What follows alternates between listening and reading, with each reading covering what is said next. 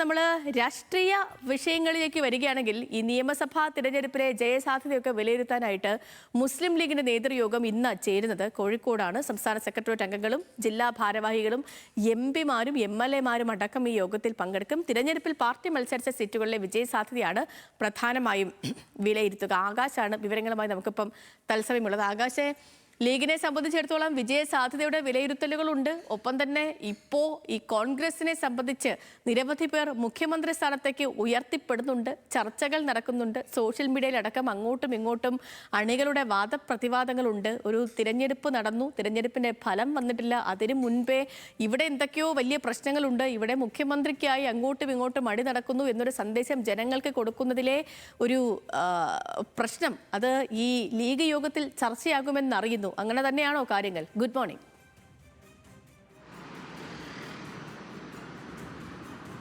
Good morning Sethulakshmi. സൂചിപ്പിച്ചതുപോലെ തന്നെ ഇതിൽ 3 വിഷയങ്ങളാണ് പ്രധാനമായും ഉന്നയിക്കാൻ സാധ്യത. അതിൽ ആദ്യത്തേതെന്ന് പറഞ്ഞാൽ നേരത്തെ സേതുലക്ഷ്മി സൂചിപ്പിച്ചതുപോലെ തന്നെ കോൺഗ്രസിലുള്ള മുഖ്യമന്ത്രി സ്ഥാനവുമായിട്ടുള്ള തർക്കങ്ങളാണ്. അതിൽ അങ്ങോട്ടും ഇങ്ങോട്ടും വാദപ്രതിവാദങ്ങളും ഒക്കെ നിലനിൽക്കുന്ന ഒരു സാഹചര്യത്തിൽ ലീഗ് കടുത്ത അതിർത്തിയിലാണെന്ന് വേണം പറയാൻ. അതിലൊരു കൂട്ടം ലീഗ് നേതാക്കൾ തന്നെ വലിയ രീതിയിലൂടെ ഒരു അമർഷം പ്രകടിപ്പിക്കുന്നുണ്ട്. അത് കൃത്യമായി ഈ യോഗത്തിൽ ഉന്നയിക്കുമെന്ന കാര്യത്തിൽ ഉറപ്പാണ്. കാരണം കഴിഞ്ഞ ദിവസങ്ങൾ ഉൾപ്പെടെയുള്ള നേതാക്കളുടെ പ്രതികരണത്തിൽ ഈ കോൺഗ്രസിലെ ഈ വടംവലി വലിയ രീതിയിലുള്ള ഒരു ചർച്ചയ്ക്ക് ഇടയാക്കിയിട്ടുണ്ട്. അത് തന്നെയായിരിക്കും ഇന്ന് ഏറ്റവും പ്രധാനമായി ലീഗ് ഈ നേതൃയോഗത്തിൽ ഉന്നയിക്കാൻ പോകുന്നത് ഒരു ഘടകമെന്നാണ് ഇപ്പോൾ അറിയാൻ സാധിക്കുന്നത്.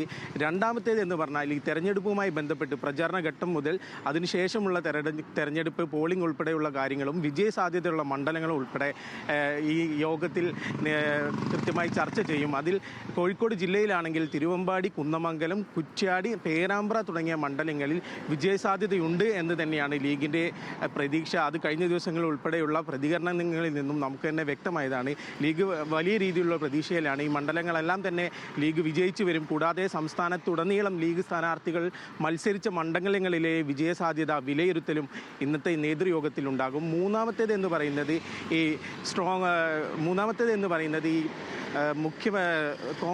കോൺഗ്രസുമായി ബന്ധപ്പെട്ട് ഏതൊക്കെ UDF അധികാരത്തിൽ വന്നാൽ ഏതൊക്കെ മന്ത്രിസ്ഥാനങ്ങളാണ് ആവശ്യപ്പെടുക, ഉപമുഖ്യമന്ത്രി സ്ഥാനം ഉൾപ്പെടെ ആവശ്യപ്പെടാനുള്ള സാധ്യതയുമുണ്ട്.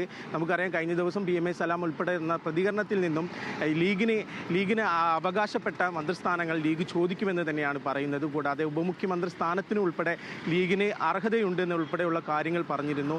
ഇതെല്ലാം തന്നെ ഇന്നത്തെ നേതൃയോഗത്തിൽ വലിയ ചർച്ചാ വിഷയമാവും. കൂടാതെ തന്നെ പേരാമ്പ്രയിലെ സ്ഥാനാർത്ഥി ഫാത്തിമ താലിയ സ്ട്രോങ് റൂം വിവാദവുമായി ബന്ധപ്പെട്ട് ഒരു വിഭാഗം ലീഗ് പ്രവർത്തകർക്ക് തന്നെ വലിയ രീതിയിൽ അതൃപ്തിയുണ്ട്.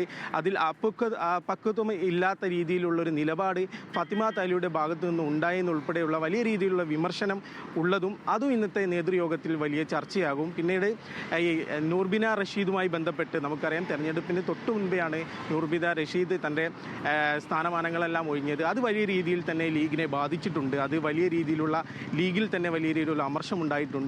വനിതാ ലീഗിലും ഉൾപ്പെടെ വലിയ രീതിയിലുള്ള ഒരു പൊട്ടിത്തെറിയിലേക്ക് സാഹചര്യങ്ങൾ എത്തിയിരുന്നു. ഇതെല്ലാം ഇന്നത്തെ നേതൃയോഗത്തിൽ ചർച്ചയാകും. ഇന്ന് രാവിലെ 10 മണിക്കാണ് ലീഗ് ഹൗസിൽ വെച്ച് നേതൃയോഗം ഉണ്ടാവുക. ലീഗിന്റെ നേതൃയോഗം ഇന്ന് നടക്കുന്നു. അവിടെ ചർച്ച ചെയ്യാനിടയുള്ള കാര്യങ്ങളൊക്കെ പറയുകയായിരുന്നു നമ്മുടെ ആകാശ്.